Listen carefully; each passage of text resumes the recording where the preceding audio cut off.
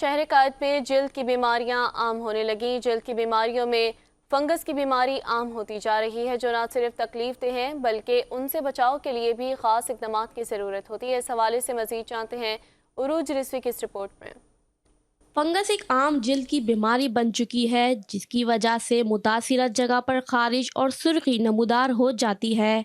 माहिरीन के मुताबिक इस बीमारी से बचाव का सबसे अहम तरीका सफाई का खास ख्याल रखना है। सूरज की शुआएं जिल्द के लिए नुकसानदेह होती हैं, इसलिए हमेशा सन ब्लॉक का इस्तेमाल करें और धूप में कम वक्त गुजारें। सन जो होता है ना, सूरज की शुआएं जो बहुत सी चीज़ों में तो फ़ायदा भी करती हैं, लेकिन एट द सेम टाइम जो सूरज की एक ख़ास शुआएं होती हैं जिनको हम अल्ट्रा वायलेट रेडिएशन कहते हैं।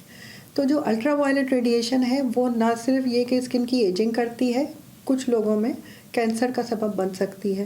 कॉस्मेटिक का बेजा इस्तेमाल भी जिल्द की सेहत को मुतासिर कर सकता है। हालिया दिनों में मुख्तलिफ फेशियल मुतारिफ करवाए गए हैं, लेकिन इससे बाज़ औक़ात हेपेटाइटिस जैसी बीमारियों का खतरा भी बढ़ जाता है। नॉन कॉमेडोजेनिक कॉस्मेटिक्स जो हैं वो ऑयली स्किन के लिए बेहतर होते हैं, लेकिन स्टिल रोज़ाना स्किन के ऊपर कॉस्मेटिक लगाना जो है वो उसको नुकसान ही पहुंचाता है। गर्मियों के मौसम में जिल्द की हिफाजत के लिए सफाई पर ज्यादा तवज्जो दी जाए और जिल्द पर नुकसानदेह अशिया के इस्तेमाल से परहेज किया जाए। कैमरामैन नादल भोपाली के साथ उरूज रिजवी, 5 न्यूज़, कराची।